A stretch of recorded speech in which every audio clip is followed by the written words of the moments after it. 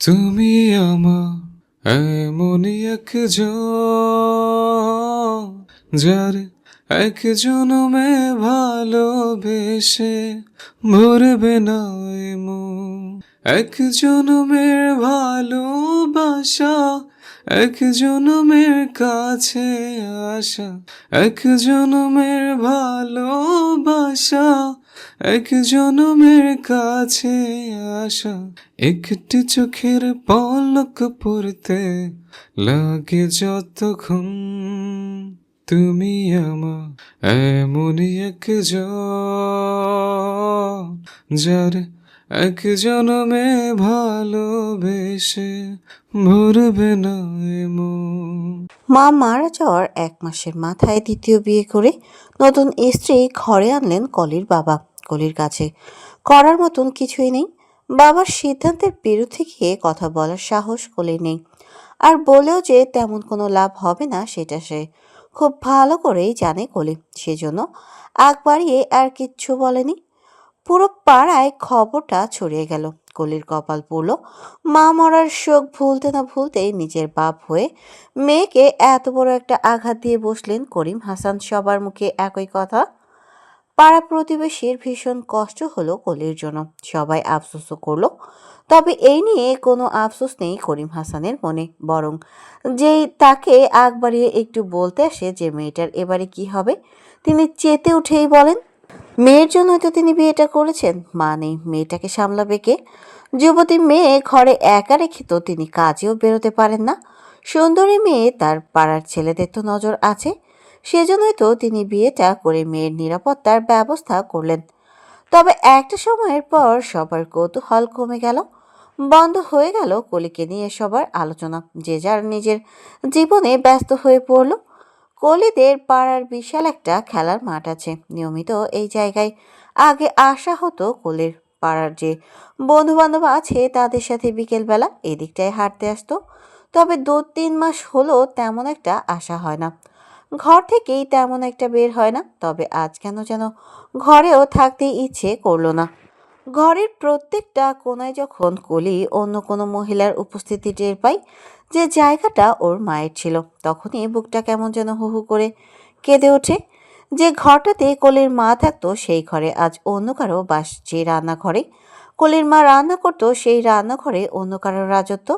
যে সংসারটা ছিল কলির মায়ের সেই সংসারের সবকিছু আজ অন্যের। কেন যেন এই ব্যাপারগুলো মেনে নিতে পারছে না কলি। তবে মুখ ফুটে এখনো অবধি একবারের জন্য নিজের বাবার কাছে এই নিয়ে কোনো অভিযোগ করা হয়নি, অভিমানও প্রকাশ করেনি। কেননা কলি খুব ভালো করেই জানে কোনো লাভই হবে না, আর তার প্রমাণ তো অসংখ্যবার পেয়েও গেছে। কলি এটাও খুব ভালো করেই জানে ওর মা নিশ্চয়ই এমনি এমনি আত্মহত্যা করেনি। এর পিছনে নিশ্চয়ই বড় কোনো কারণ আছে। তবে আফসোসের ব্যাপার একটাই, কলির মা মেয়েকে সেই খবরটা একটু জানিয়েও গেলেন না। নিজের মনে জমে থাকা কষ্টগুলো একবারের জন্যও কলিকে বুঝতে দিলেন না। মেয়ের ভবিষ্যতের কথা চিন্তা না করে তিনি স্বার্থপরের মতন চলে গেলেন। মাঠের একদম শেষ প্রান্তে একটা বিরাট বড় বটগাছ আছে। এই বটগাছটাই কলির ভীষণ ভয় ছিল। সবাই বলতো এই গাছে নাকি জিন আছে। সবাই আবার একটু মজা করে কলিকে ভয় দেখানোর জন্যই বলতো কলি দেখতে অনেক সুন্দর, তাই বেশিক্ষণ এই গাছের নিচে থাকলে নাকি জিনের আছর পড়বে ওর ওপর। সেই ভয়ে কলিও খুব একটা বেশি আসতো না এই দিকটাই। তবে আজ মনের মাঝে আর সেসব কোনো ভয় কাজ করলো না। সঙ্গে আজ কোনো বন্ধু বান্ধবও নেই। মাঠের বেশিরভাগ জায়গা দখল করে তখন পাড়ার ছেলে পেলে ফুটবল খেলছে। খেলার মাঝে একটা ছোট্ট বিরতি নিয়ে সবাই একটু বিশ্রাম করতে বসলো। খেলার মাঝেই ইমদাদ খেয়াল করছিল ওদের থেকে বেশ অনেকটা দূরে গাছের নিচে কলি বসে আছে। বিরতি অপেক্ষা করছিল ইমদাদ। ভেবেছিল সুযোগ বুঝে গিয়ে একবার কলির সাথে কথা বলে আসা যাবে। ইমদাদ গিয়ে ধপ করে কলির পাশেই বসে পড়ল। কলি একটু চমকালো। ঘাড় কাত করে একবার তাকিয়ে দেখলো ইমদাদ। মুহূর্তের মাঝে আবার স্বাভাবিক হয়ে গেল। আকবরিয়ে কিছু বলার প্রয়োজন মনে করলো না। কলির এমন আচরণে অবাক না হয়ে পারল না ইমদাদ। মেয়েটা তো আসর জমাতে পারে বেশ ভালো। অন্যান্য দিন মুখ দিয়ে অক্ষয় ফোটে। ইমদাদকে একবার দেখলে অমনি শুরু হয়ে যায় মেয়েটার হাজারো কথা। তবে আজ কি হলো? আজ কিন্তু আমি একাই 2টো গোল দিয়েছি কলি, সেদিকে খেয়াল আছে? কলি নির্জীব গলায় উত্তরেই বলল, না, খেয়াল করিনি। আমি অনেক পরে এসে বসেছি। এখান থেকে পরিষ্কারভাবে দেখাও যাচ্ছিল না। তা তোকে এখানে এসে বসতে কি বলেছে? এখানে তো তুই বসিস না। চল, ওখানে গিয়ে খেলা দেখবে। আবার শুরু হবে খেলা। কথাটা বলেই ইমদাদ উঠে দাঁড়ালো। যাওয়ার জন্য উদ্যত হলো, তবে কলি ওর প্রস্তাব নাকচ করে দিয়েই বলল, না, ইমদাদ ভাই, যাব না, তুমি যাও। যাবে না কেন? অন্যান্য দিন আমি গোল দিতে পারি না, তাই জন্য হাসিস। আজ আমি একটু গোল দিতে পারছি, আর আজই দেখবি না? কলি তাও রাজি হতে পারল না, পুনরায় আপত্তি জানিয়েই বলল, না ইমদাদ ভাই, তুমি যাও। ভালো লাগছে না আমার। আজকের মতো ছেড়ে দাও আমায়। ইমদাদ এবারে রেগে গেল। মাত্রাতিরিক্ত রাগ জন্মালো কলির প্রতি। ইমদাদ ভালো খেলে সেটা দেখে সে যে প্রশংসা করতে হবে আর তো কোনো খুঁত ধরতে পারবে না ইমদাদের। সেই জন্যই মেয়েটা যাবে না। না গেল, থাকুক এখানে বসে। ইমদাদ রেগে মেগে চলে যাওয়ার জন্য উদ্যত হলো, তবে যেতে পারলো না। 2 কদম এগোতেই পা থেমে গেল। এবার ইমদাদের রাগ হলো নিজের ওপরে। কেন যেতে পারছে না, কিসের এত পিছুটান এই মেয়েটার প্রতি? ইমদাদ অনেক চেষ্টা করলো চলে যাওয়ার, ভাবলো আজ কোনো মতেই মেয়েটার এইসব রাগ অভিমানকে পাত্তা দেবে না। তবে না, শেষমেশ পারলই না যেতে। আবারও পূর্বের জায়গায় সে ধপ করে বসে বিরক্তিকর গলায় কলিকে উদ্দেশ্য করেই বলল, এটা তো জানা কথা কলি, যে তোর বাপ আবার বিয়ে করবে। সেটা নিয়ে এত মন খারাপ করে বসে থাকার কি আছে? তো শুনতে খারাপ লাগলো, এটা সত্যি। ওনার বড্ড বেশি উত্তেজনা। উনি এতটাই বেশি উত্তেজিত যে একটা মাসও বউ ছাড়া থাকতে পারলেন না। অসভ্য লোক কোথাকার। কলি মলিন হেসেই বলল, সুখেই তো আছে বাবা ইমদাদ ভাই। বাবা নিজের সুখের ব্যবস্থা করে নিয়েছে। মাও নিজের সুখের কথা ভেবে চলে গেল। অথচ কেউ আমার কথাটা ভাবলো না। মা বাবারা নাকি নিজের সুখের আগে সন্তানদের সুখকে প্রাধান্য দেয়। অথচ দেখো না, আমার বেলায় সব নিয়ম বদলে গেল, তাই না? ইমদাদের কষ্ট হলো মেয়েটার জন্য। প্রাণোচ্ছল চঞ্চল মেয়েটা এই কটা দিনের ব্যবধানে কেমন যেন শান্ত হয়ে গেছে। আজকাল আর কোনো আটায় কলিকে দেখা যায় না। পড়াশোনার প্রতিও মেয়েটা কেমন যেন উদাসীন হয়ে পড়েছে। পরীক্ষায় খারাপ রেজাল্ট করেছে, ঘরে যে শান্তি নেই। ইমদাদকে কণ্ঠটা এবার একটু নরম হলো। কলিকে বোঝানোর ভঙ্গিতেই বলল, দেখ কলি, যা হওয়ার সে তো হয়ে গেছে। এখন আর মন খারাপ করে কোনো লাভ নেই। পুরুষ মানুষ এমনই হয়। শালা কয়েকটার জন্য পুরো পুরুষ জাতির বদনাম হয়েছে। কলি আর কোনো উত্তর দিল না ইমদাদের কথায়, চুপচাপ সেখানে বসে রইল। ইমদাদও বাড়তি কোনো কথা বলল না, গাছের সাথে গা এলিয়ে দিয়ে সেও বসে রইল। খেলার জন্য ডাকলো, তবে ইমদাদ গেল না। কলিকে এখানে একা রেখে যেতে ইচ্ছে করলো না। বেশ কিছুটা সময় এমন নীরবতার মাঝে অতিবাহিত হওয়ার পর কলি উঠে দাঁড়িয়ে ইমদাদকে উদ্দেশ্য করেই বলল, এখন বাড়ি যাই ইমদাদ ভাই। বাড়িতে অনেক কাজ পড়ে আছে। সন্ধ্যাও তো হয়ে যাচ্ছে। বাবা যদি বাড়ি ফিরে দেখে আমি বাড়ি নেই, অনেক রাগারাগি করবে। কলি মাথা নাড়িয়ে ইমদাদকে আশ্বস্ত করেই বলল, আমি এগিয়ে দিয়ে আসবো। না, লাগবে না। ছোটবেলা থেকে এখানেই বড় হয়ে উঠলাম। আবার বাড়ি পর্যন্ত এগিয়ে দিতে হবে নাকি? একটা প্রশ্ন করে তোকে কলি, ঠিকঠাক উত্তর দিবি, কেমন? কলি মলিন হেসেই বলল। ইমদাদ ফের বলে উঠল, ঠিক আছে, বলো। তোর সৎমা কি তোকে মারে, খুব অত্যাচার করে, তাই না? কলি ফের মলিন হেসেই বলল, না তো, উনি খুব ভালো। তাহলে তো মনমারা হয়ে থাকিস কেন? যদি উনি ভালোই হয়ে থাকেন। উনি ভালো বাবার চোখে। উনি না আমায় বকাবকি করেন, না আমার গায়ে হাত তুলেন। উনি সবটা খুব সুন্দরভাবে আমার বাবাকে দিয়েই করান। এভাবেই আমার বাবার চোখে উনি খুব ভালো। তাই খুব কষ্টে আছিস, তাই না কলি? আমি কি করে তোর এই কষ্ট কমাই বলতো? আমায় একটু উপায় বলে দে তুই। তোর নীরবতা আমায় ভীষণভাবে পড়েছে। আমি জানি না কেন, তবে তোর কষ্টে আমার নিজের অস্থির লাগছে। কেন আবার ইমদাদ ভাই? করুণা হচ্ছে তোমার আমার প্রতি? বাকি সবার যেমন আমার প্রতি করুণা হয়, তেমনি তোমারও হচ্ছে, তাই না? আসি। কথাটা বলে কলি চলে গেল। ইমদাদ কলির যাওয়ার পথে তাকিয়ে বিড়বিড় করেই শুধু করুণা না কলি, তোর প্রতি আমার অনুভূতি বাকিদের থেকে আলাদা, বাকিদের থেকে অনেক তীব্র। তবে সেটা কি আমি নিজেও বুঝে উঠতে পারি না। বলল। ইমদাদেরও আর মন টিকলো না সেখানে, আর খেলতেও যাওয়ার হলো না। নিজেও নিজের বাড়ি চলে এলো। কলির পেছনেই এসেছে, তবে কলি সেটা টের পায়নি। কলি ওর বাড়িতে ঢুকতেই ইমদাদও নিজের বাড়িতে চলে গেল। পাশাপাশি বাড়ি, খুব বেশি দূরত্বও না। বাড়ির সামনে বেশ অনেকটা জায়গা উঠোন হিসেবে ব্যবহার হয় ইমদাদের বাড়িতে। সেই উঠোনের মাঝ বরাবর ওর মা আখি রান্নাঘরে বসে রান্না করছেন। মাঠ থেকে ফিরে হাত মুখ ধুয়ে একটু বিশ্রাম নিয়ে ইমদাদ পড়তে বসেছিল। সামনেই স্নাতক প্রথম বর্ষের পরীক্ষা। রেজাল্ট খারাপ করলে বাড়িতে টিকতে পারা মুশকিল হয়ে যাবে। এমনিতেই পাড়ার ইমদাদের ভালো ছাত্র হিসেবে বেশ সুখ্যাতি ছিল, এখন আর তেমন একটা নেই। ছোটবেলা থেকেই ভালো রেজাল্ট শুনতে শুনতে সবাই এখন যেন অভ্যস্ত হয়ে গেছে। সাধারণই সবারই ধারণা ছিল ইমদাদ কোনো একটা ভালো ভার্সিটিতে নিশ্চয়ই চান্স পাবে। ইমদাদেরও নিজের উপর আত্মবিশ্বাস ছিল, ইচ্ছে ছিল বুয়েটে পড়ার, তবে সেখানে চান্স হয়নি। নিজের উপরে রাগ আর অভিমান থেকে ইমদাদ আর কোনো ভার্সিটিতে পরীক্ষাও দেয়নি। সর্বশেষ জাতীয় বিশ্ববিদ্যালয়ে ভর্তি হয়ে গিয়েছে। বই খুলে পড়ার একটু মনোযোগ দিতে পারল না। বারবার কলির মলিন মুখটা মনে পড়ে যাচ্ছে। বারবার শুধু মনে হচ্ছে মেয়েটা খুব অসহায়, খুব কষ্টে আছে কলি। কলিকে এতটা মনমরা হয়ে থাকতে কখনো দেখেনি ইমদাদ। এভাবে কলিকে দেখতে অভ্যস্ত নয় ইমদাদ। মনটা কেমন যেন অস্থির হয়ে আছে। পাড়ায় কোনো মতেই মন বসাতে পারলো না ইমদাদ। বইটা বন্ধ করে উঠে গেল মায়ের কাছে। পড়ায় কোনো মতেই মন বসাতে পারলো না ইমদাদ। বইটা বন্ধ করে উঠে গেল মায়ের কাছে। অন্ধকার হয়ে গিয়েছে। আখি তখন রাতের রান্না করতে ব্যস্ত। ইমদাদ গিয়ে একটা টোল টেনে মায়ের পাশে বসলো।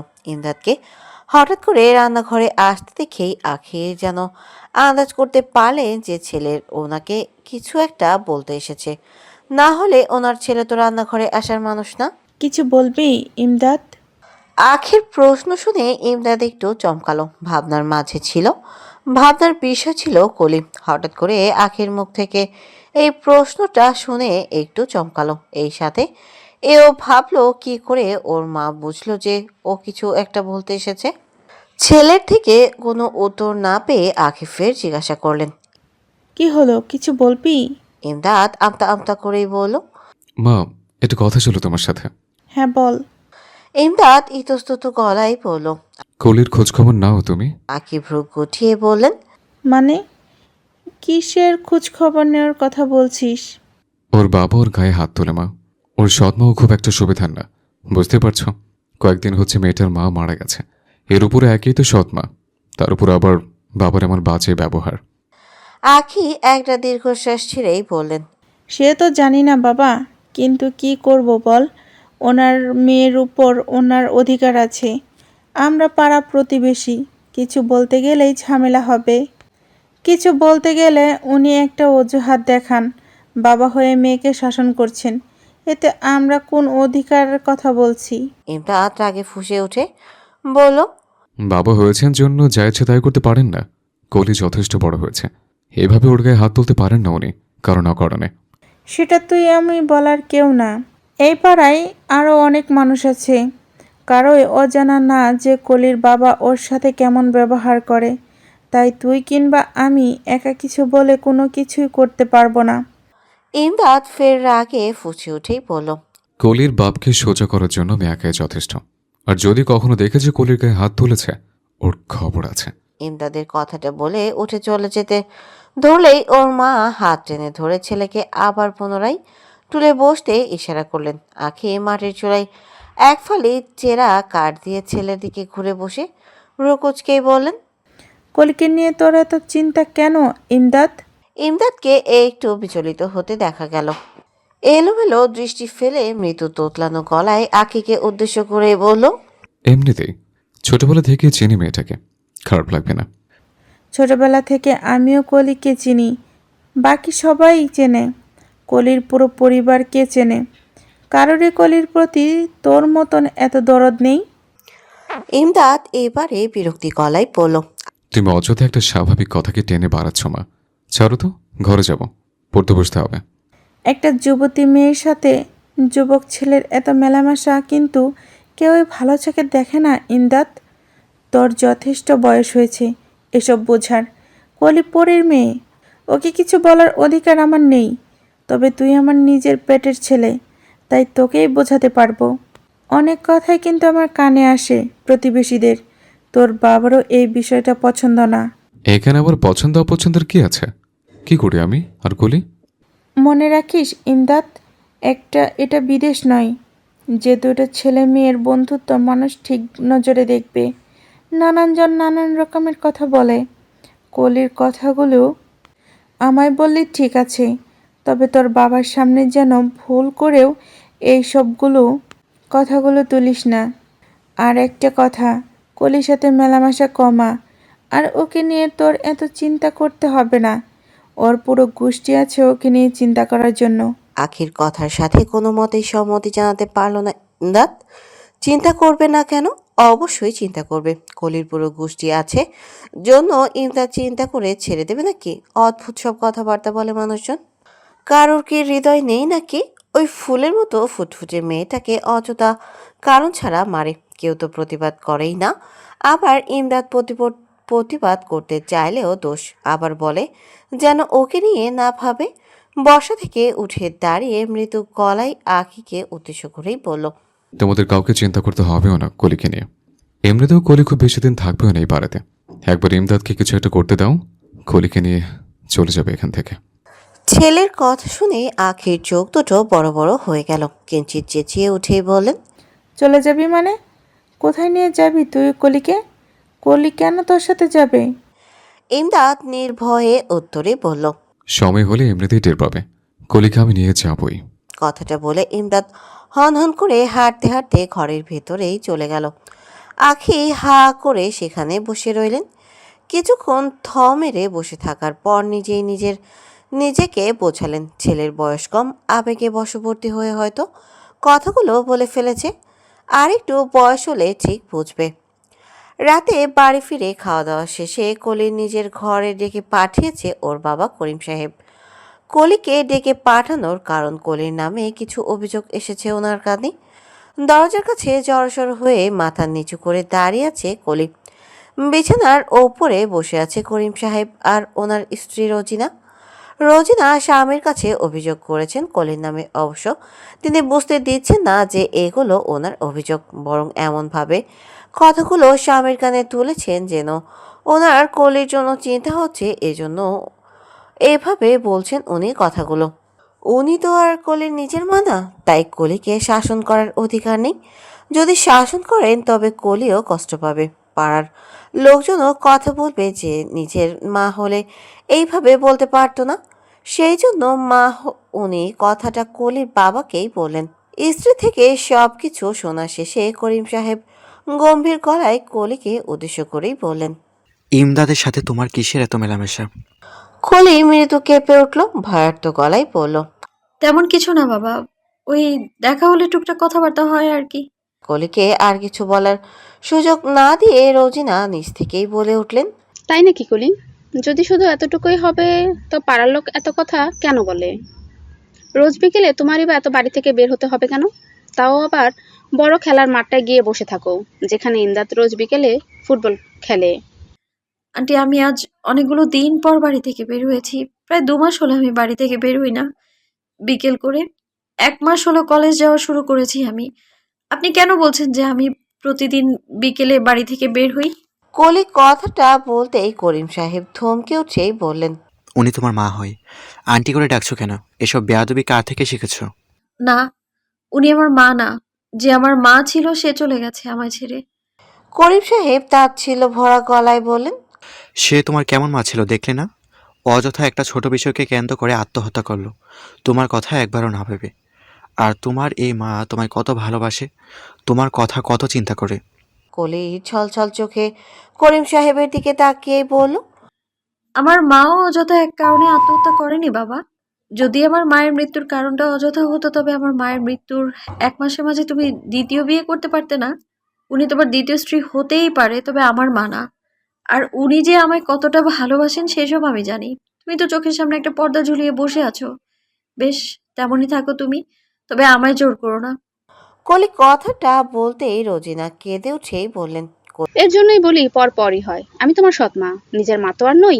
যতই ভালোবাসি না কেন, তবুও আমার ভালোবাসা চোখে পড়বে না। থাকো, তুমি ওকে আর জোর করো না।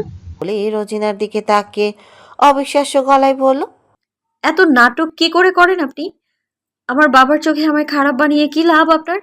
আমি তো আপনার কোনো ক্ষতি করিনি। না আপনার এই বাড়িতে আসা নিয়ে আপত্তি জানিয়েছি, তবে অযথা কেন আমার নামে বাবার কাছে মিথ্যে অভিযোগ করছেন আপনি? কলি কথাটা বলতেই করিম সাহেব মেয়ের দিকে তেড়ে গিয়ে একটা কষিয়ে চর বসালেন। কথায় আর্তনাদ করে উঠল কলি। তবে সেদিকে করিম সাহেবের কোনো খেয়াল নেই। অন্যদিকে রোজিনা ধীরে ধীরে নিজের কান্নার বেগ বাড়িয়ে দিচ্ছেন, তো বাড়িয়েই যাচ্ছেন। করিম সাহেব আঙুল উঁচিয়ে মেয়েকে শাসিয়েই বললেন, এরপর থেকে যদি তোমার মুখে আমি মা ডাক না শুনেছি, তবে আমি কিন্তু ভুলে যাব কলি যে তুমি আমার মেয়ে। কলি কোনো উত্তর দিল না। কলির থেকে কোনো উত্তর না পেয়ে করিম সাহেব আরো বেশি ক্ষিপ্র হলেন। করিম সাহেব মেয়েকে নিজের দিকে ঘুরে দাঁড় করিয়ে ক্ষিপ্র গলায় বলেন, তোমাকে আজ শেষবারের মতন বলে দিচ্ছি কলি, রোজিনা যা বলবে সেটাই শুনবে। এই বাড়িতে থাকতে গেলে ওর কথা মতোই তোমায় চলতে হবে। আর ইমদাদের সাথে যেন এত ঘনিষ্ঠতা তোমার আমি না দেখি। কলি এবারও কোনো উত্তর দিল না। ক্রন্দনরত রোজিনা কলিকে উদ্দেশ্য করেই বলেন, হ্যাঁ কলি, তুমি যুবতী মেয়ে, ওই ছেলের সাথে এত মেলামেশা ঠিক না। যদি প্রেম ভালোবাসা কিছু থেকে থাকে তবে সেটা বলে দাও। এই বয়সে ভালোবাসতেই পারো কাউকে, এটা স্বাভাবিক। করিম সাহেব ফের গর্জে উঠে বলেন, যদি এসব প্রেম ভালোবাসায় তোমার নাম জড়িয়েছে, জ্যান্ত পুঁতে ফেলবো। ওই ইমদাদ আর ওর বাপ বড়া সবাই আমায় অপমান করেছে, আমার চরিত্র নিয়ে প্রশ্ন তুলেছে। ওর মতন বেয়াদব ছেলের সাথে আমি আমার মেয়ের সম্পর্ক কোনোদিনও মানব না, কথাটা মাথায় রেখো। এবারও অসহায় গলায় বলল, নেই বাবা, আমার কোনো সম্পর্ক নেই ইমদাদ ভাইয়ের সাথে। এক পাড়ায় থাকি, পাশাপাশি বাড়ি, দুটো কথা তো বলতে দেবে তাই না? না, ওর সাথে কথা বলার কোনো প্রয়োজন নেই তোমার। কলি আর সেখানে দাঁড়ানোর ইচ্ছে হলো না। আসার সময় কানে গেল রোজিনা ওর বাবার কানে আরো বেশ কিছু অভিযোগ দিল। এই যেমন, কলি সারাদিন কাজ করে না, চুপচাপ ঘরে বসে থাকে, ঘুমোয়, পড়াশোনা করে না, খেতে ডাকলে খেতে আসে না, খাবার ঘরে দিয়ে আসতে হয়, রোজিনার সাথে খারাপ ব্যবহার করে, দু চোখে সহ্য করতে পারে না, মাঝে মাঝে গালিও দেয়। না জানি আরো কত অভিযোগ করলো। কলির নিজের হয়ে ওর বাবার কাছে গিয়ে কোনো সাফাই দেওয়ার ইচ্ছে হলো না, কেননা জানে কোনো লাভ হবে না, বরং হয়তো আরো দু চারটে চর বেশি খাবে। ইমদাদের কলেজ থেকে বাড়ির দূরত্বটা খুব একটা বেশি না, আবার খুব একটা কমও না। তবে যদি রাস্তায় যানজট থাকে তবে সময় বেশ ভালোই লাগে। আজ কলেজ থেকে বাড়ি ফেরার পথে সেই যে যানজটের মাঝে আটকে গেল, আধা ঘন্টা পার হয়ে গেল। তবে গাড়ি এক ইঞ্চিও বোধহয় এগোতে পারেনি। যে জায়গায় গাড়িটা আটকে ছিল সেই একই জায়গায় টানা আধা ঘন্টা আটকে রইল। অবশেষে ধৈর্য হারিয়ে ফেলল ইমদাদ। গাড়ি থেকে নেমে ফুটপাত দিয়ে হাঁটা দিল। প্রায় 20 মিনিট মতো হাঁটার পর ওদের পাড়ায় ঢুকলো। ওদের পাড়ার মোড়ে নতুন একটা ফুচকার দোকান খুলেছে। কয়েকদিনের মাঝে বেশ ভালোই জনপ্রিয়তা পেয়েছে। সেই ফুচকার দোকানে সকাল দুপুর রাত সবসময় বেশ ভালোই ভিড় লেগে থাকে। দোকানের ভেতরে যেমন বসার জায়গা আছে, ঠিক তেমনি বাইরেও কয়েকটা চেয়ার টেবিল পেতে বসার জায়গা করেছে। সময়টা তখন বিকেল 4টা নাগাদ। সেই ফুচকার দোকানের সামনে এসে ইমদাদ থেমে গেল। দৃষ্টি হলো তীক্ষ্ণ, কপালের মাঝে তৈরি হলো গাঢ় ভাঁজ, সেই সাথে চোয়াল হয়ে এলো শক্ত। কলিকে দেখতে পেল। যদি কলিকে একা দেখত তবে সমস্যা ছিল না, তবে কলির সাথে আরো বেশ কিছু ছেলে মেয়েকে দেখলো। আর ইমদাদের চোয়াল শক্ত হয়ে আসার কারণ হলো কলির পাশের চেয়ারটাতে একটা ছেলে বসে আছে, যে ছেলেটাকে ইমদাদ খুব ভালো করে চেনে। কলির সাথে একই ক্লাসে পড়ে। ইমদাদের সাথে ওর বন্ধু সাইদও আছে। সাইদও এই পাড়ারই ছেলে। ছোটবেলা থেকে ইমদাদের সাথে দারুণ বন্ধুত্ব। এখন দুজন একসাথে অনার্সে ভর্তি হয়েছে, একই ডিপার্টমেন্ট। ছোটবেলা থেকে স্কুল কলেজ সব বরাবরই একই সাথেই থেকেছে, তাই কখনো বন্ধুত্ব ফাটল ধরার সম্ভাবনা তৈরি হয়নি। তবে সাইদের ধারণা ছিল এইচএসসির পর ইমদাদ তো নিশ্চয়ই কোনো ভার্সিটিতে চান্স পাবে। আর সাইদের এই বিষয়েও আত্মবিশ্বাস ছিল যে ও নিজে কখনোই কোনো ভার্সিটিতে চান্স পাবে না। ভেবেছিল তখন বোধহয় বন্ধুত্বটা ফিকে হয়ে যাবে। তবে ওদের বন্ধুত্ব দুর্বল হোক সেটা বোধহয় স্বয়ং সৃষ্টিকর্তাও চান না। সেজন্য দুজনকে আবার একই কলেজে ভর্তি করিয়েছেন। দুজনে গল্প করতে করতেই হাঁটছিল। ইমদাদ যে অনেকক্ষণ আগে নিজের হাঁটা থামিয়েছে সেদিকে সাইদের খেয়াল নেই। বকবক করেই যাচ্ছে তো করেই যাচ্ছে। এক সময় গিয়ে মনে হলো এবার ওর একটু থামা দরকার, ইমদাদের থেকেও কিছু জানা দরকার। পাশে তাকাতেই দেখলো ইমদাদ নেই, পেছন ফিরে তাকাতেই দেখলো বেশ অনেকটা দূরে ইমদাদ দাঁড়িয়ে আছে। সাইদ আবারও পিছিয়ে গিয়ে ইমদাদের কাঁধে হালকা করে ধাক্কা মেরেই বলল, কিরে, দাঁড়িয়ে আছিস কেন এখানে? আর যখন দাঁড়াবি আমাকে একবার ডাকবি না? আমি কত দূর হেঁটে চলে গিয়েছিলাম। সাইদ খেয়াল করলো ওর কথায় ইমদাদের বিন্দুমাত্র কোনো মনোযোগ নেই, অন্যদিকে তাকিয়ে আছে। চোখ দুটো যেন রাগে জ্বলজ্বল করছে। ইমদাদের দৃষ্টি অনুসরণ করে সাইদ একবার তাকালো সেদিকে। কলি অপরিচিত নয় সাইদের কাছে, বলা যায় পুরো পাড়াতে কলি কোনো যুবকের কাছেই অপরিচিত নয়। নিজের অপরূপ সৌন্দর্যের জন্য কলি পাড়ার লোকেদের থেকে একটা ডাক নামও পেয়েছে, পরি। অনেকেই কলির অপরূপা সৌন্দর্যে মুগ্ধ হয়ে ওকে পরি বলে ডাকে। সত্যি বলতে কলিকে কোনো পরীর সাথে তুলনা করার ভুল হবে না। সৃষ্টিকর্তা একটু বেশি নিখুঁতভাবে কলিকে তৈরি করেছেন। তার চেহারায় কোনো খুঁত খুঁজে পাওয়া সম্ভব না।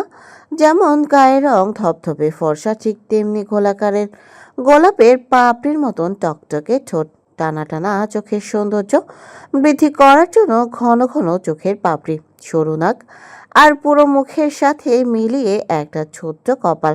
গায়ে একটু টোকা লাগলেও যেন মনে হয় এখন চামড়া ফেটে রক্ত গড়িয়ে পড়বে। আর কলির এই অপরূপ সৌন্দর্যের জন্যই সবার কাছে পরিচিত। বিশেষ করে পাড়ার কম বয়সী যুবকদের কানে কলির নামটা গেলেও তারা যেন একটা ঘোরের মাঝে চলে যায়। সরাসরি প্রেমের প্রস্তাব পাওয়া কিংবা প্রেমপত্র পাওয়া কলির জন্য নিত্য নৈমিত্তিক ব্যাপার। প্রথম দিকে ভীষণ অস্বস্তি হতো, মাঝে মাঝে রাগও হতো, তবে এখন আর কোনো অনুভূতি কাজ করে না। কেউ সরাসরি এসে প্রেমের প্রস্তাব দিলে খুব স্বাভাবিক ভঙ্গিতে নাকচ করে দেয় তার প্রস্তাব। আর কেউ প্রেমপত্র হাতে ধরিয়ে দিয়ে গেলে কাগজটা অমনি ছুঁড়ে ফেলে দেয়। কত যুবক যে ভালোবাসার দাবি নিয়ে কলির সামনে হাজির হয়েছে তার কোনো হিসাব নেই। বিয়ের প্রস্তাব এসেছে বেশ ভালো ভালো ঘর থেকে, তবে কলি সেসব বিয়ের প্রস্তাবও নাকচ করে দিয়েছে। কলির মা বেঁচে থাকাকালীন কলির এইসব সিদ্ধান্তের মূল্য দিয়েছেন, তবে কলি জানে না এখন কোন বিয়ের প্রস্তাব এলে কলি মানা করলে ওর বাবা ওর সিদ্ধান্তের ওপর গুরুত্ব দেবে কিনা। সাইদের আর বুঝতে বাকি রইল না কলিকে বাকিদের সাথে হালকা হেসে হেসে কথা বলতে দেখে ইমদাদের শরীরটা জ্বলছে। সাইদ ঠোঁট টিপে হাসি সংবরণ করেই বলল, একদিকে প্রেমের আগুনে প্রেমিকের হৃদয় জ্বলে পুড়ে ছাই হয়ে যাচ্ছে, অন্যদিকে প্রেমিকার মনোযোগ তখন ফুসকায় ঝাল বোধের অবস্থা। তেঁতুলের জলে মিষ্টির পরিমাণ ঠিক আছে কিনা সেই দিকে। আহা, ভারী অন্যায় হচ্ছে প্রেমিকের সাথে। সাইদের খোঁচা দেওয়া কথাটা বুঝতে পারলো ইমদাদ। এবারে অগ্নিদৃষ্টি নিক্ষেপ করলো সাইদের ওপর।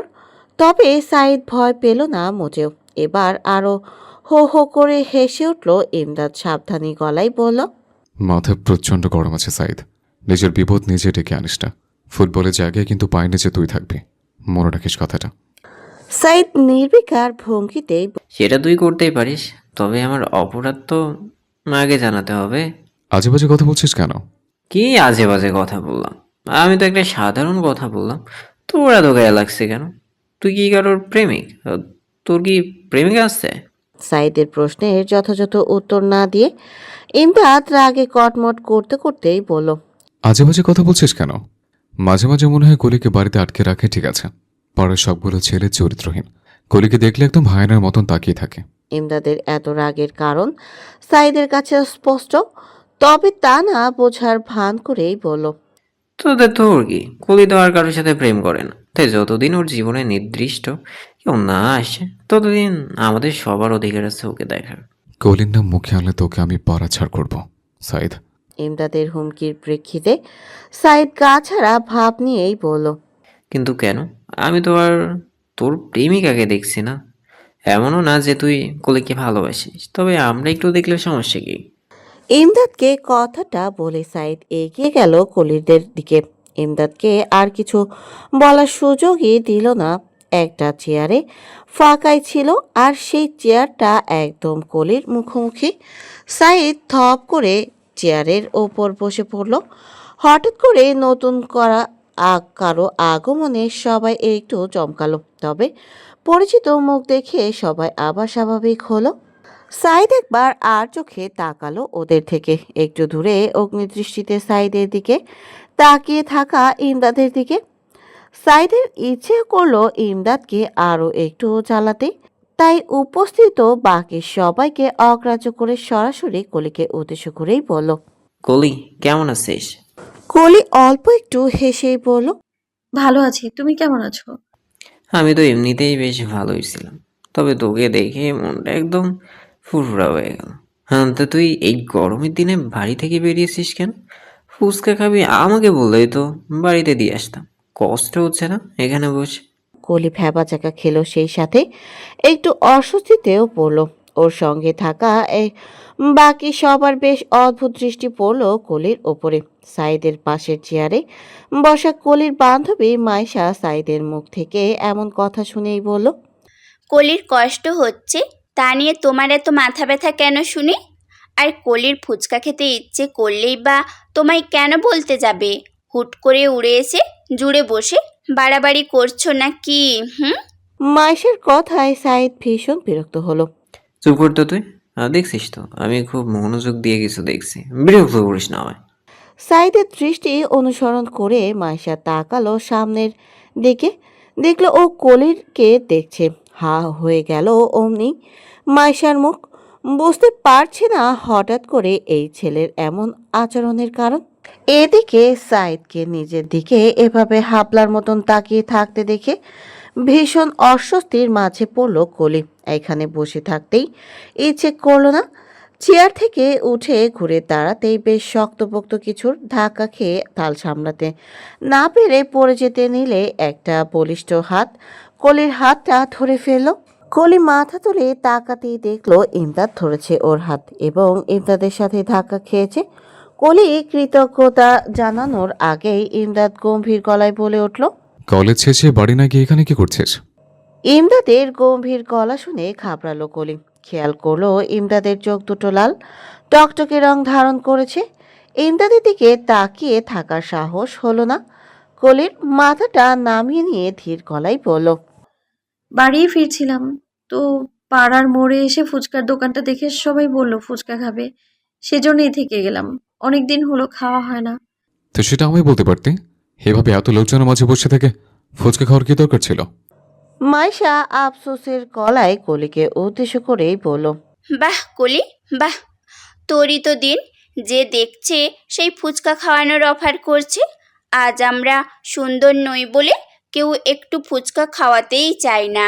মাইশা কথাটা বলতেই এবারে কলির ক্লাসমেট রবিন ইমদাদকে উদ্দেশ্য করেই বলল, আরে ইমদাদ ভাই, কলিকে আমি ফুচকা খাওয়াতে চেয়েছিলাম। আসলে কলির মনটা ভীষণ খারাপ ছিল তাই।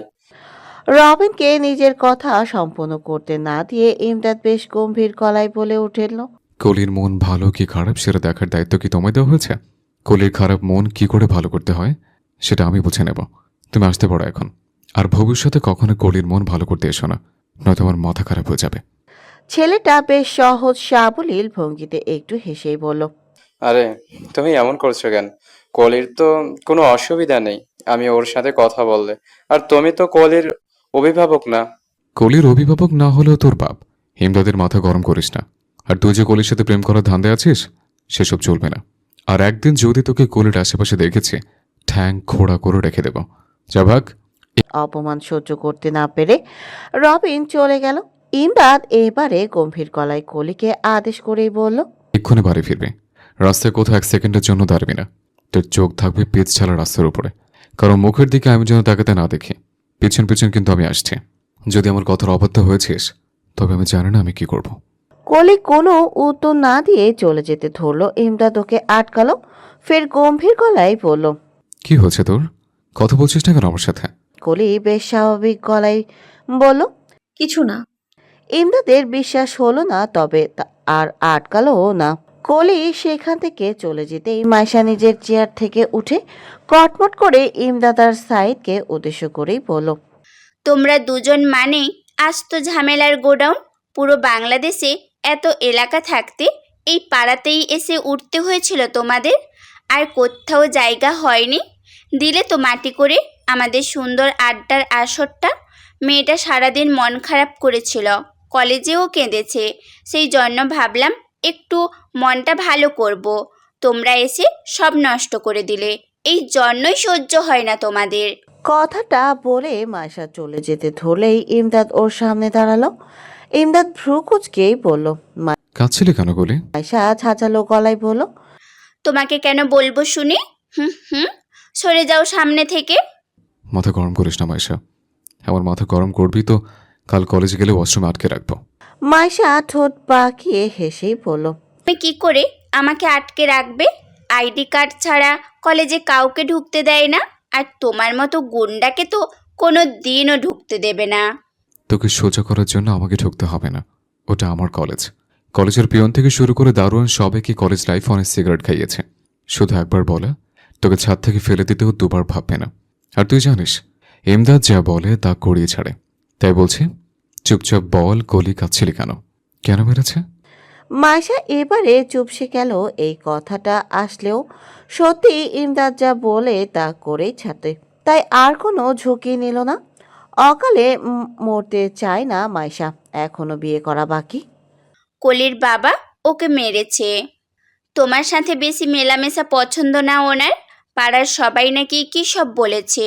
ওর সৎমা আবার সেগুলো ওর বাবাকে বলেছে, আর ওর বাবা তো কোনো কাজই নেই, তাই মেরেছে। মানে বুঝলে, এসবের পেছনে তুমিই দায়ী। দূরে থাকবে কলির থেকে। ইমদাদ প্রশ্নোত্তর গলায় জিজ্ঞাসা করলো, সেজন্য কি কলি আমার সাথে খুব বেশি কথা বললো না? হতে পারে, আমি এত কিছু জানি না। তবে ওর বাবা ওকে স্পষ্ট করে জানিয়ে দিয়েছে যেন তোমার সাথে কথা না বলে। তুমি অযথা ওর সাথে কথা বলার চেষ্টা করো না। মেয়েটার জীবনে এমনি দুঃখের অভাব নেই। এখন আসি। কথাটা বলে মাইশা যাওয়ার জন্য উদ্যত হলো। কয়েক কদম এগুলো অমনি ইমদাদ পেছন থেকে ফের ডেকে উঠল। মাইশা বিরক্তিকর গলায় বলল, কি হলো আবার? 2 মিনিট দাঁড়া। ইমদাদ দৌড়ে গেল দোকানে। দোকানে গিয়ে উদ্দেশ্য করে ব্যস্ত গলায় তাড়া দিয়েই বলল, তাড়াতাড়ি 2 প্লেট ফুচকা দিন, পার্সেল নেব। ফুচকার প্যাকেটটা নিয়ে এসে মাইশার হাতে ধরিয়ে দিয়েই বলল, এটা কলিকে দিয়ে দিস, আর বলিস তুই কিনে দিয়েছিস। আমার নাম যেন বলিস না। মাইশা প্যাকেটটা হাতে নিয়ে বলল, আর আমি যে এই কাজটা করব, তার জন্য আমি কি পাবো শুনি? পাশের পাড়ার রতনের সাথে যে প্রেম করিস সেটা তোর মার এখানে না দিলেই হলো। চুপচাপ যা। মাইশা মুখটা চুপসে গেল। ইমদাদ একদম ঠিক জায়গায় নিশানা করেছে। তাড়াতাড়ি সেখান থেকে চলে গেল মাইশা। এদিকে ইমদাদের এখন যেমন রাগ হচ্ছে, ইচ্ছে হচ্ছে, ঠিক তেমনি আবারও চিন্তাও হচ্ছে। সব সময় তো কলিকে বাঁচানো সম্ভব না, ইমদাদের পক্ষে ওর এতটা ক্ষমতাও নেই। আর তাছাড়া কলির বাড়ির ভেতরে কখন কি ঘটেছে সেসব খবর তো ইমদাদের পক্ষে পাওয়া সম্ভব না। কাছাকাছি বাড়ি সেটা ঠিক আছে, তবে মারলে কলি কাঁদলেও ঠিক ওর বাড়িতে শব্দ আসে না। আর কলির বাবা জীবনেও ইমদাদকে ওদের বাড়িতে ঢুকতে দেবে না। হঠাৎ করে ইমদাদ কাঁধে কারো স্পর্শ অনুভব করতেই ঘাড় ঘুরিয়ে তাকিয়ে দেখল সাইদ। মুহূর্তের মাঝে ইমদাদের মেজাজটা আবারও চটে গেল।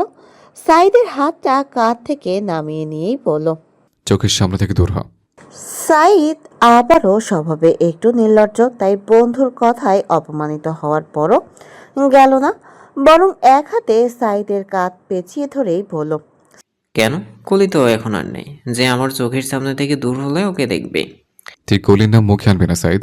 সাইদ এবারে আলতো হেসে ইমদাদের পিঠে চাপড়েই বলল, যদি সত্যি চাস কলির সব বিষয়ে বরাবরের জন্যই তোর কেবলমাত্র তোরই অধিকার থাকুক, তবে খুব শীঘ্রই কিছু একটা কর।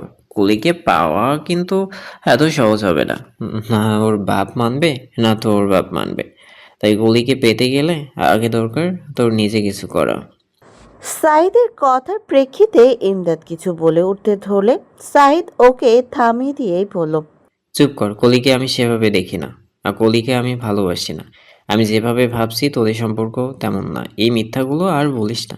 পাড়ার সাধারণ মা ওরা মেয়ের জন্য চিন্তা আর নিজের ভালোবাসার মানুষটার জন্য চিন্তার মাঝে পার্থক্য করতে আমি পারি।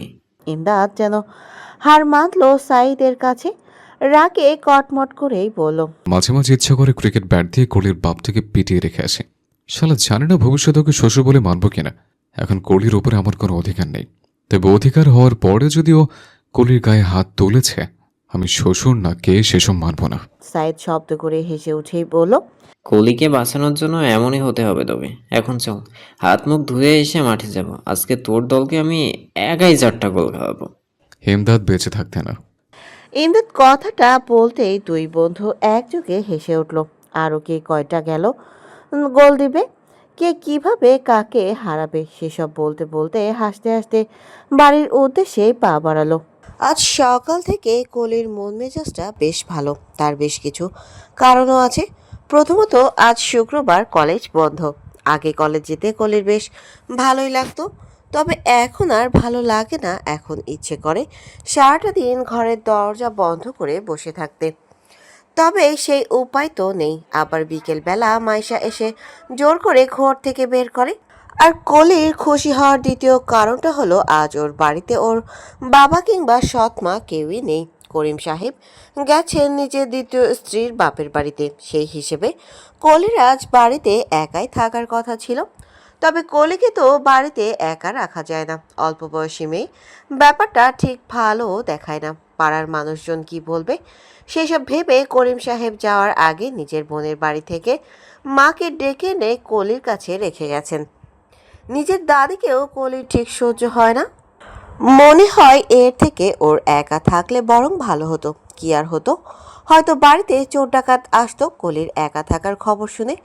কলি যদি টের পেয়ে যেত, তবে না হয় কলিকে খুন করে রেখে বাড়িতে যা টাকা পয়সা আছে সেসব নিয়ে পালাতো। কিংবা হয়তো দেখা গেল মাঝরাতের দিকে হঠাৎ করে প্রকৃতি উত্তল হয়ে উঠত। ঝমঝম বৃষ্টি আর মেঘের গর্জনে কলি ভয় পেয়ে যেত। হয়তো ভয় পেয়ে একটা সময় জ্ঞান হারিয়ে ফেলতো। তবুও ভালো ছিল, কোনো না কোনো এক সময় তো কলির জ্ঞান ফিরতো। আর যদি না ফিরতো তাহলে তো আরো ভালো ছিল। কলি তো চাই যে ওর জ্ঞান একবার হারালে আর কখনো যেন না ফেরে। তবে কলির ভাগ্য সহায় হলো না। কলির জীবনের অন্যতম অপ্রিয় মানুষকেই ওর সাথে রেখে গেল ওর বাবা। কলির নিজের দাদিকে অপছন্দেরও কারণ আছে। প্রধান কারণটা হলো ওর মায়ের সাথে করা ব্যবহার। কলি যথেষ্ট বড় হয়েছে, নিজের বাবার পরকীয়ার কথা জানতে পেরে যে রাগে দুঃখে ওর মা গলায় দড়ি দিয়েছিল সেই কথাটা বুঝতে বাকি নেই। তবে অবাক করার বিষয় হলো এই সত্যিটা জানার পরেও ওর দাদি ওনার ছেলেকে সমর্থন করে গেছেন। শুধু দাদি নয়, ওর ফুপু চাচারা সবাই সমর্থন করেছে ওর বাবাকে। কলির মা বেঁচে থাকাকালীন একটা দিন উনি কলির মাকে শান্তি দেননি। তখন ছেলের বাড়িতে থাকতে পারতেন, তবে ছেলের দ্বিতীয় স্ত্রী আসার পর থেকে তিনি এ বাড়িতে থাকতেও পারেন না। সেজন্যই তো ছেলে যখন দ্বিতীয় স্ত্রীকে নিয়ে নিজের শ্বশুরবাড়িতে গেছে তখন ছেলে ওনাকে জোর করে ডেকে এনেছেন। সেসব কথা এখন থাক। কলির আনন্দের তৃতীয় কারণটা হলো পাড়ায় আজ মেলা বসেছে। বিকেলের দিকে মাইশা এলো কলির বাড়িতে। উঠোন থেকেই কলির নাম ধরে জোরে জোরে চেঁচিয়ে ডাকলো। এমন অসময়ে উঠোন থেকে কোনো মেয়ে এলে চেঁচানোর কণ্ঠস্বর পেয়ে ঘর থেকে কলির দাদি শাপলা বানু লাঠিতে ভর দিয়ে হাঁটতে হাঁটতে ঘর থেকে বেরিয়ে এসে তিনিও হাঁক ছেড়েই বললেন, এই অবলায় কে এসেছিস রে? আর কলির নাম ধরে এভাবে ডাকছিস কেন? মাইশার জানা ছিল না যে কলির দাদি এসেছে। যদি জানতো তবে আসতোই না, অন্য কাউকে পাঠিয়ে দিত কলিকে ডাকার জন্য। সহ্য করতে পারে না এই বুড়িটাকে মাইশা। তবে এখন যেহেতু সামনে পড়ে গেছে, ভদ্রতা বলেও তো একটা কথা আছে। সেই ভদ্রতার খাতিরেই কোনো মতে একটা সালাম দিল। শাপলা বানু সালামের উত্তর দিয়ে পুনরায় বলেন, ও তুই, কলিকে কি দরকার? ওকে ডেকে দিন, ও জানে ওর সাথে আমার কি দরকার। আমাকে বলা যায় না? পাড়ায় মেলা চলছে জানেন না? ডাকতে যখন এসেছি নিশ্চয়ই মেলাতে নিয়ে যাব বলেই এসেছি। শাপলা বানু গম্ভীর গলায় বললেন। কলি যাবে না মেলায়, তুই যা। মাইশা ভ্রু কুঁচকেই বলল, যাবে না কেন? আমি বলেছি তাই যাবে না। বাড়িতে ওর বাপ মা কেউ নেই। এই অবস্থায় আমি ওকে ছাড়বো কার দায়িত্বে? তোর মতন এক মেয়ের দায়িত্বে? কোলের মা তো এমনিতেও নেই, আর বাপ থেকেও নেই। ওনার আবার অনুমতি নেওয়ার কি আছে শুনি? মেয়ের জন্য যদি এতই চিন্তা হতো তবে শ্বশুরবাড়ি যাওয়ার সময় মেয়েকে নিয়েই যেতেন। বুড়ো বয়সে ভীমরতি ধরেছে। শ্বশুরবাড়ির আদর খেতে গেছে, লজ্জা শরম তো কিছুই নেই। শাপলা বানু চোখ গরম করে মাইশার দিকে তাকিয়েই বললেন, আমার বাড়ির উঠোনে দাঁড়িয়ে আমার ছেলেকে অপমান করছিস তুই? তোর মা বাপকে খবরটা দেবো নাকি? মাইশা বেশ গা ছাড়া ভাব নিয়েই বলল, তেমন কোনো অন্যায় কথা তো বলিনি। যে কথা পাড়ার সবাই বলে সেই কথাই আমিও বলেছি। যাই হোক, কলিকে ডেকে দিন। বললাম তো কলি যাবে না। মাইশার সহ্য হচ্ছে না এই বুড়ির কথা। মাথায় একদম আগুন ধরে গেছে। এবারে মুখ ফসকে বেফাস কিছু কথাই বেরিয়ে যেতে হয়তো, তবে ভাগ্যিস ঠিক সময় কলি ভেতর থেকে চলে এলো। বাইরে এত চেঁচামেচির আওয়াজ শুনে ছুটে এসে মাইশাকে উদ্দেশ্য করেই বলে, কি হয়েছে, চেঁচাচ্ছিস কেন তুই? শাপলা বানু ঘাড় ঘুরিয়ে তাকাতেই দেখলেন কলি দাঁড়িয়ে আছে। কলিকে দেখেই বোঝা যাচ্ছে কোথাও যাওয়ার জন্য হালকা পাতলা একটু তৈরি হয়েছে। সাজগোজ তেমন কিছুই করেনি, শুধু একটা নতুন সালোয়ার কামিজ পরেছে। মাইশাকে কোনো উত্তর না দিতে দিয়ে শাপলা বানু শক্ত করে কলির বাহু চেপে ধরে নিচের দিকে ঘুরিয়ে দাঁড় করিয়েই বললেন, এই মেয়ে, কোথায় যাচ্ছিস? কলি ব্যথায় আর্তনাদ করেই বলল, হাত ছাড়ো দাদি, লাগছে আমার। ঘরের ভিতরে যা, মেলায় যাবি না তুই। কলি এক ঝটকায় শাপলা বানুর হাত থেকে নিজের হাত ছাড়িয়ে নিয়েই বলল, যাব আমি, আমার যেখানে ইচ্ছে হবে সেখানেই যাব আমি। শাপলা বানু চোখ গরম করে কলির দিকে তাকিয়েই বলেন, মেয়ে মানুষের এত নির্লজ্জ হওয়া ভালো না কলি, ঘরে যা। নির্লজ্জতার কথা যদি বলো তবে তোমার নিজের ছেলেকে গিয়ে বলো আগে ভালো হতে। আমার শরীরে তো তোমার ছেলের রক্তই বইছে। নির্লজ্জ না হয়ে থাকে কি করে বলো?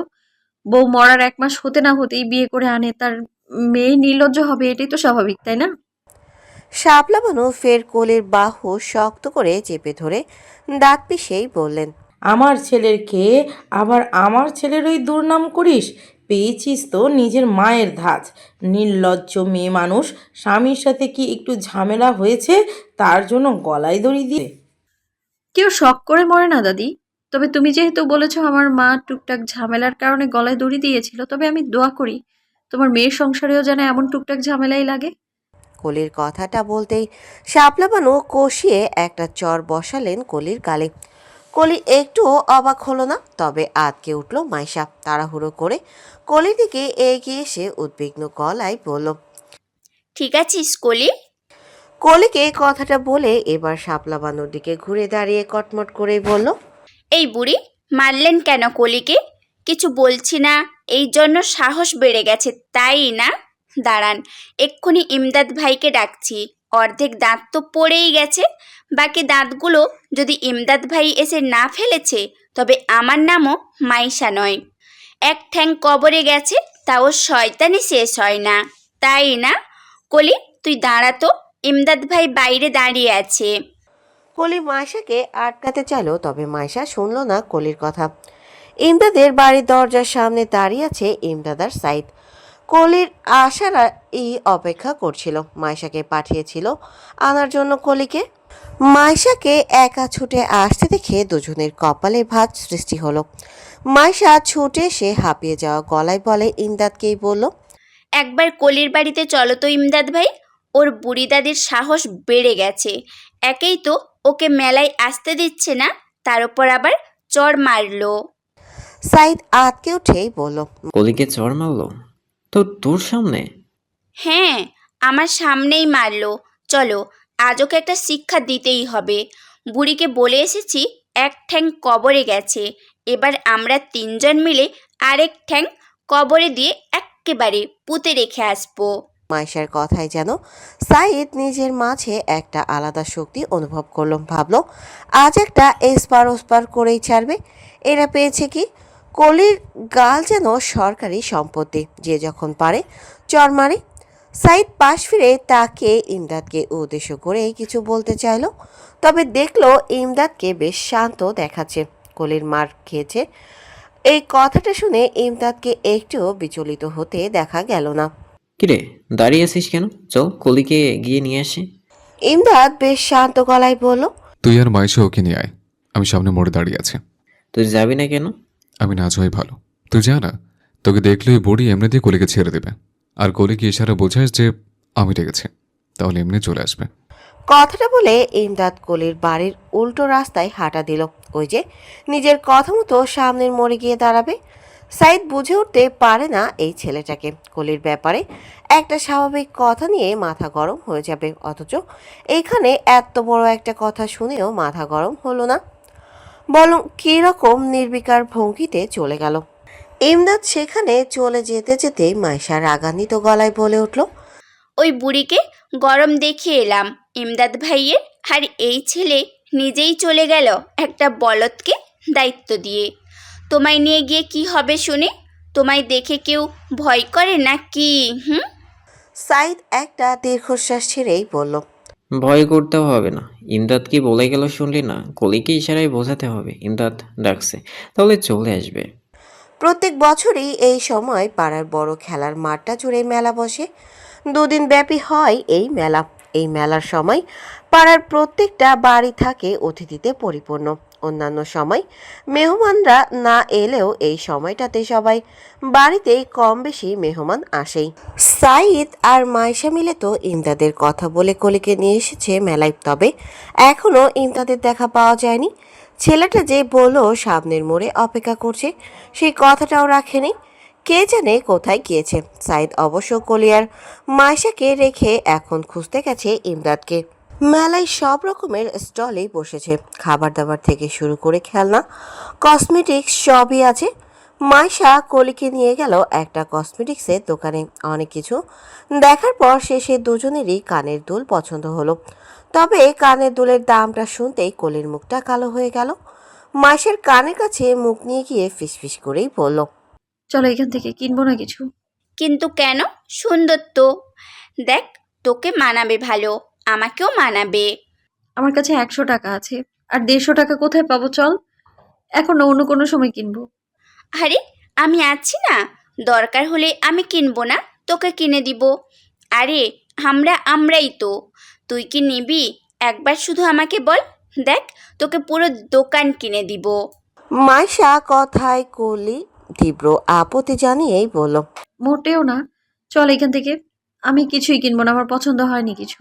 কলির কথা মাইশা শুনতে নারাজ, আবার মাইশার কথা কলি মানতে নারাজ। দুজনে বেশ অনেকক্ষণ সেখানে জোরাজুরি চালালো একে অপরের প্রতি। এক পর্যায়ে দোকানদার নিজেই বিরক্ত হয়ে অন্য কাস্টমারদের কাছে চলে গেল। ওদের দুজনের তর্ক বিতর্কের মাঝে হঠাৎ কানে একটা গম্ভীর কণ্ঠস্বর ভেসে এলো, যদিও ওদেরকে উদ্দেশ্য করে কিছুই বলেনি। দুজনে একযোগে সামনে তাকাতেই দেখলো ইমদাদ দাঁড়িয়ে আছে, দোকানিকে ডাকছে। ইমদাদকে দেখতেই মাইশা চেঁচিয়ে বলে উঠল, আরে ইমদাদ ভাই, তোমাকেই তো দরকার ছিল। দেখো তো, এই কানের দুলটা দামাদামি করে 250 থেকে 100 টাকায় আনতে পারো নাকি? ইমদাদ কোনো জবাব দিল না মাইশার কথায়, এমনকি একবার ঘাড় ঘুরিয়ে ওদের দিকে তাকালো না অবধি। দোকানে সেখানে আসতেই ইমদাদ ওর পেছনে দাঁড়িয়ে থাকা মাইশা আর কলিকে ইশারায় দেখিয়ে বলল, কি পছন্দ করেছে এই দুজন? দোকানে একজোড়া কানের দুল দেখিয়েই বলল, এটা একজন পছন্দ করেছে, অন্যটা আরেকজন নিয়ে গেছে। ওনারা দুজন তো তর্ক বিতর্কে ব্যস্ত। মাইশা তাকিয়ে দেখলো ওর পছন্দ করা দুলটাই নিয়ে চলে গেছে। হা হুতাশ করেই বলে উঠল, আমারটাই নিয়ে যেতে হলো, আর আপনিও কেমন মানুষ, দিয়ে দিলেন। তো কি করব? আপনি কি একবারও বলেছেন যে আপনি নেবেন? দোকানি হয়তো আরো কিছু বলতো মাইশাকে, তবে ইমদাদ সেই সুযোগ দিল না। যে দুলটা ওনার হাতে আছে সেটা যে কলির পছন্দ করা সেটা বুঝলো। দুলটা প্যাক করে দিতেই বলল, সেই সাথে নিজের চুড়িও পছন্দ করলো কলির জন্য, সেটাও দিতে বলল। দুটো জিনিসই প্যাক করে নিয়ে দোকানিকে টাকা দিয়ে এতক্ষণে ইমদাদ পেছনে ফিরে কলির দিকে তাকালো। দেখলো কলি মাথা নিচু করে দাঁড়িয়ে আছে। ইমদাদ জানে কলি অস্বস্তির জন্য কিংবা লজ্জায় মাথা নামিয়ে নেই, বরং ইমদাদের সাথে কথা বলতে চায় না, এই জন্য এইভাবেই দাঁড়িয়ে আছে। ইমদাদ কলির হাতে প্যাকেট দুটো দিয়ে বেশ শান্ত ভঙ্গিতেই বলল, পছন্দের জিনিস কখনো অবহেলায় ফেলে রাখতে নেই, সেটা হোক কানের দুল কিংবা কোনো মানুষ। দেখলে না এই গাধাটার কানের দুল কেমন হাতছাড়া হয়ে গেল? তুই তো গাধা না কলি, তবে অবহেলা করছিস কেন? কলি চমকে মাথা তুলে তাকালো ইমদাদের দিকে। ইমদাদের সহজ কথাটাও যেন বুঝতে অসুবিধা হলো। ফলস্বরূপ প্রশ্নাত্মক গলায় জিজ্ঞাসা করলো, কিসের কথা বলছো তুমি? কি অবহেলা করেছি আমি? এত অবুঝ তুই? তোর তো বোঝা উচিত আমি কিসের কথা বলতে পারি। ইমদাদের অদ্ভুত দৃষ্টিতে কলির এবার একটু অস্বস্তি হলো। অনেক কিছু যেন আন্দাজ করতে পারলো, তবে নিশ্চিত হতে পারলো না। ফলস্বরূপ পুনরায় বলল, আমি অবুঝ, আমি বুঝতে পারি না তুমি কিসের কথা বলছো। ইমদাদ অল্প একটু কলির দিকে ঝুঁকে গিয়েই বলল, কেন? কানের দুল? মায়ের পছন্দ করা কানের দুল দেখলি না কেমন হাতছাড়া হয়ে গেল? এভাবেই দেখবি একদিন তোরও কোনো মূল্যবান কিছু হাতছাড়া হয়ে যাবে। আজ এখানে দুলটা হাতছাড়া হলো না, তার কারণ আমি ছিলাম। তবে কোনো একদিন আমি না থাকলে কিন্তু হাতছাড়া হয়ে যাবে। তাই আমার অবর্তমানে নিজেকে আর নিজের প্রিয় জিনিসগুলোকে সামনে রাখিস। কথাটা বলেই ইমদাদ হো হো করে হেসে উঠে সেখানে এক মুহূর্ত দাঁড়ালো না, চলে গেল। কলি অবাক না হয়ে পারল না। ভেবেছিল কি আর ছেলেটা বলল কি, তবে কি কলির ধারণা ভুল ছিল? ইমদাদ সেখানে যেতে না যেতেই থেকে যেন আবার সাইদের আগমন ঘটনা। সেখানে উপস্থিত হওয়া মাত্রই হাস্যোজ্জ্বল গলায় কলিকে উদ্দেশ্য করেই বলল, কলি চল, তোকে পুরো মেলাটা ঘুরিয়ে দেখে। নাগরদোল আছে, উঠবি নাকি? সাইদ কথাটা বলতেই মাইশা তাড়াহুড়ো করে এসে কলিকে আড়াল করে দাঁড়িয়ে বলল, ও তোমার সাথে যাবে না, আমার সাথেই যাবে। তোমার সাথে নাগরদোলায় উঠলে যদি তুমি ফেলে দাও ওকে। সাইদ ধমকের গলায় বলল, কনের নিচে লাগাবো একচর, ফেলে তোকে ফেলতাম। ফুলের কলি হোক কিংবা আমাদের পাড়ার কলি হোক, এদের শুধু যত্ন করা যায়, কলিদের অযত্ন করতে নেই। ঝরে পড়লে যে সমাজের সৌন্দর্য নষ্ট হবে। সাইদ কথাটা বলতেই মাইশা ঠোঁট বাঁকিয়ে হেসেই বলল, তাই নাকি? তো ডাকবো নাকি ইমদাদ ভাইকে? তোমার এসব কাব্যিক কথাবার্তা শোনাবো নাকি? হুম, বেশি কিছু হবে না, নাগরদোলা থেকে তুমি নিচে পড়বে। সাইদ চোখ গরম করে মাইশার দিকে তাকাতেই ও থেমে গেল। তবে মাইশা সাইদকে পাত্তা দিল না। কলির হাতটা শক্ত করে ধরে ওকে ভরসা দিয়েই বলল, চিন্তা করিস না কলি, আমি আছি তোর সাথে, কে কি করে দেখে নেব। কথাটা বলে মাইশা কলির হাত ধরে টেনে নিয়ে যেতে ধরলে কলির অন্য হাত পেছন থেকে সাইদ টেনে ধরল। কলি হকচকালো, হাতটা ছাড়ানোর চেষ্টা করে অস্বস্তি মাখানো গলায় বলল, হাত ছাড়ো সাইদ ভাইয়া। সাইদ একটু দেরি করলো না, তৎক্ষণাৎ কলির হাতটা ছেড়ে দিয়ে সাবধান করেই বলল, সন্ধ্যা হয়ে গেছে কলি, মেলায় অনেক মানুষ থাকলেও যেখানে সেখানে যাস না। ইমরাত আমাকে বলে পাঠিয়েছে বেশিক্ষণ যেন তোকে মেলায় না রাখি। একটু ঘুরে চল, বাড়ি পৌঁছে দিয়ে আসবো। আমি চলে যেতে পারবো, চিন্তা করো না, তুমি যাও। ইমদাদ একটা দায়িত্ব দিয়েছে, জন্য তোর পিছনে পিছনে যাচ্ছি, না হলে তোর পিছনে পড়ে থাকি না আমি। কলি আর কোনো কথা বাড়ানোর ইচ্ছে হলো না। মাইশার হাত ধরে আগে হাঁটলো। ওর পেছন পেছন সাইদ হাঁটলো। ইমদাদও আশেপাশেই আছে। সাইদ সেটা জানে। কলিও খোঁজার চেষ্টা করলো ইমদাদকে, তবে পেল না দেখা। আর মাইশার সেসব দিকে কোনো খেয়ালই নেই। পাড়ার কিছু ছোট ছেলে মেয়েদের পড়ায় কলি। খুব অল্প বেতনে আগে এই কাজটা শখের বশেই করত, তবে এখন যেন এক প্রকার বাধ্য হয়ে করতে হচ্ছে। কেননা খেয়াল করেছে কলির বাবা ইদানিং ওর পড়াশোনার খরচ দিতে ভীষণ অসুবিধা হচ্ছে। শুধু পড়াশোনা না, যাবতীয় খরচ দিতেই ভীষণ অসুবিধা হচ্ছে তার। বই খাতা কলম যেটাই কেনার টাকা লাগুক না কেন, তিনি যেন তেলে বেগুনে জ্বলে ওঠেন। এই ছোট ছেলে মেয়েদের দলে অন্তর্ভুক্ত আছে ইমদাদের ছোট ভাই ইকবালও। ইমদাদরা 3 ভাই। ইমদাদ বড়, ওর মেজ ভাই কলিদের সাথেই পড়ে, তবে কলেজ আলাদা। আর ছোট ভাই পড়ে ক্লাস 2-তে। ইকবাল এক মাস হলো কলির কাছে প্রাইভেট পড়া শুরু করেছে। অবশ্য এই ব্যাপারটা আখির দায়িত্ব নিয়ে করেছেন। অন্যান্য জায়গা থেকে এই জায়গাটায় কলির বেতনও একটু বেশি পায়। মাসে 1000 টাকা দেয় আখি। আবার আখির এই প্রচেষ্টাটাও একটা কারণ আছে। ইমদাদ চাপ দিয়েছে ওর মাকে যেন ইকবালকে কলির কাছে পড়তে পাঠায়। শেষে ছেলের জোড়াজোড়িতে কাছে আখিকেও হার মানতে হয়েছে। এতদিন ইকবালকে ইমদাদই পড়াতো, তবে এবার ইমদাদের থেকে ছাড়া পেয়ে ইকবালও খুশি। পাশাপাশি বাড়ি হওয়ায় কলি সন্ধ্যা 7টার দিকে ইকবালকে পড়াতে আসে। কলির বাবাও এসে তেমন একটা আপত্তি জানায়নি, কারণ তার তার কারণ তার টাকা বেঁচে যাচ্ছে। মেয়ে যদি নিজেই নিজের খরচ চালাতে পারে তবে চালাক না, সমস্যা কি? ইকবালকে পড়াতে খুব বেশি কষ্ট করতে হয় না কলিকে। ছেলেটা অন্যদের সাথে দুষ্টুমি করলেও কলির কাছে বেশ ভদ্রই থাকে। তবে আজ ইকবাল একটু দুষ্টুমি করছে, পড়তে চাইছে না। কলি একবার বুঝিয়ে দিলে ইচ্ছে করে বোঝার সত্ত্বেও বারবার বলছে বোঝেনি। ফলে কলিকে অনেক বেশি কষ্ট করতে হচ্ছে। আজ না পড়তে চাইলে না লিখতে চাইছে। দরজার বাইরে দাঁড়িয়ে বেশ কিছুক্ষণ ইমদাদ ইকবালের এইসব বেয়াদবি সহ্য করলো। প্রথমে ভেবেছিল কিছু বলবে না, হয়তো একা একাই থেমে যাবে। তবে না, কলি থেকে প্রায় প্রশ্রয় পেয়ে তো এই ছেলের বেয়াদবি আরও বেড়ে যাচ্ছে। এক পর্যায়ে গিয়ে ইমদাদ নিজের রাগ নিয়ন্ত্রণ করতে পারল না। বেচারা ইকবালও খেয়াল করেনি যে দরজায় ইমদাদ দাঁড়িয়ে আছে। যদি খেয়াল করতো তবে অনেকক্ষণ আগে শান্ত হয়ে যেত। তবে যেহেতু ভুল করেছে তার শাস্তি তো পেতেই হবে ইকবালকে। ফলস্বরূপ শাস্তি হিসেবে ইকবালের ভাগে পড়ল একটা শক্তপোক্ত হাতের থাপ্পড়। চটটা গালে পড়তেই ইকবালের সারা পৃথিবী যেন ভো ভো করে ঘুরে উঠল। কলি আতঙ্কিত গলায় চেঁচিয়ে উঠল। ইকবাল কিছুক্ষণ হাঁ করে ইমদাদের মুখের দিকে তাকিয়ে থেকে হঠাৎ করে ভ্যা করে কেঁদে দিল। তবে তারপরেও ইমদাদের বিন্দুমাত্র মায়া হলো না ছোট্ট ভাইটাকে দেখে।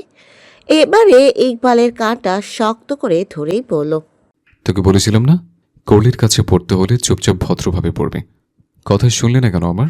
আজ রাতে তোর খাওয়া বন্ধ, তোর ঘরে ঘুমানো বন্ধ, সারা রাত উঠোনে ল্যাংটা করে দাঁড়িয়ে রাখবে তোকে। ইকবাল কাঁদতে কাঁদতে নিজের মাকে ডাকলো। কলি তাড়াহুড়ো করে ইকবালকে নিজের কাছে টেনে নিয়ে জড়িয়ে ধরে শান্ত করার চেষ্টা করলো। তবে ইকবালের কান্না থামছে না। হয়তো ইমদাদের থেকে একটু আদর প্রত্যাশা করেছে, তবে সেটা তো সম্ভব না ইমদাদের দ্বারা। এক পর্যায়ে গিয়ে কলি নিজেই রেগে গেল। রাগান্বিত গলায় ইমদাদকে উদ্দেশ্য করেই বলল, মারলে কেন অযথা ছেলেটাকে? বাচ্চা মানুষ দুষ্টুমি করবে, এটাই তো স্বাভাবিক। তুমি বড় হয়েও তো তোমাকে সামলানো যায় না, ওকে কি সামলাবে? ইমদাদ রাগে কটমট করেই বলল, ও বেয়াদবি করেছে সেটা বড় কথা না, বড় কথা হলো আমার কথা অমান্য করলো কেন। পড়া ভুলে গেছে সেটা ঠিক আছে, কিন্তু আমি ওকে যেটা শিখিয়ে পাঠিয়েছি সেটা কেন ভুলে যাবে? ওকে আমি বারবার করে বলে পাঠিয়েছি যেন চুপচাপ পড়ে তোর কাছে। তোকে বিরক্ত করলো কেন? আরে সেটা আমি বুঝে নিতাম, আমার অভ্যেস আছে। ইকবাল বাদেও আমি আরো কয়েকজন বাচ্চাকে পড়াই, সবাই এমন করে। তাই বলে সবাইকে গিয়ে তুমি মারবে? দরকার পড়লে মারবো। কার কার ছেলেকে পড়াস? নাম বলতো আমায়। পাগলামো করো না ইমদাদ ভাই, আদর করো ওকে একটু। ইমদাদ নাক মুখ কুচকেই বলল, আমি আদর করবো এই ভেড়াটাকে? অসম্ভব।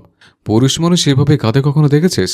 ও যদি সত্যিকারের পুরুষ মানুষ হতো, আমার হাতে একটা চরকে উল্টে আমাকে আরেকটা চর মারার জন্য তেড়ে আসতো।